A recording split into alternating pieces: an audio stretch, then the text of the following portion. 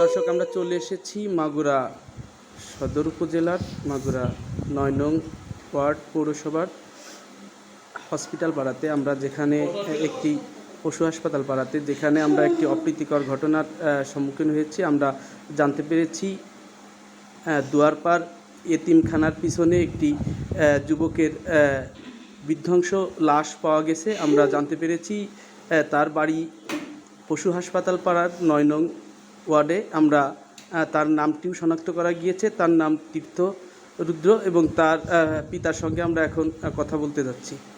নমস্কার।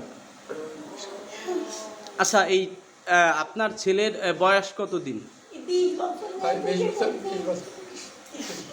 আচ্ছা, আপনার এই ছেলে কখন আপনার কালকে বাড়ি থেকে বের হয়েছে?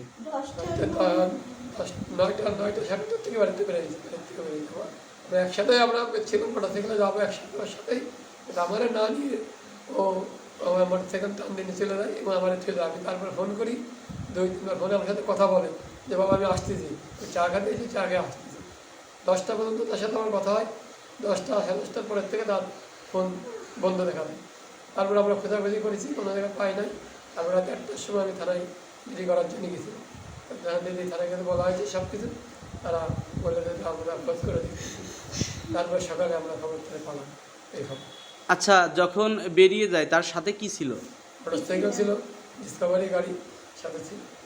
আচ্ছা, ওনাকে কে বা কাহারা ডেকে নিয়ে গেছে আপনারা কি একটু বলতে পারবেন? কাজটা ডেকে নেওয়ার মধ্যে এখন ওর বন্ধুর কাছে আমি বলেছিলাম, আর বন্ধুর সাথে প্রায় কথা বলেছিল, তার কাছে গেছিলাম। সে বললো যে জমদা মার্কেটের সামনে তো ওরা 2টা মোটরসাইকেল, আর ও ছিল, ওরা একটা মোটরসাইকেল ছিল, সাথে 2জনে 4জনে মিলে ওরা ওখান থেকে বেরিয়ে গেছে ওই জমদা মার্কেটের সামনে। বাকি 3জনকে কি শনাক্ত করা গিয়েছে? না, কোনো শনাক্ত করা আমরা তাকে চিনিনি এবং সেও বলতে পারি না। আচ্ছা, আপনি সর্বশেষ কথা বলেছেন রাত কয়টায়? ওই 10টা 10:30টার দিকে কথা বলা আমি তোর সাথে। যখন কথা বলছিলেন পাশ থেকে কোনো কথার গুঞ্জন শোনা গিয়েছিল? তার সাথে আমার কোনো শোনা যায়নি, ওরই কথা আমি শুনেছি। আচ্ছা, যেহেতু এটি একটা অপ্রীতিকর ঘটনা এবং একটি পুলিশবাদী মামলা হয়ে গিয়েছে অটোমেটিক্যালি, তো আপনি বাংলাদেশ গণপ্রজাতন্ত্রী বাংলাদেশ সরকারের কাছে কি শাস্তি দাবি করেন? আমার ছেলের সঠিক বিচার এবং যে আমার ছেলেকে মারি তার সুস্থ বিচার হোক। তার সাথে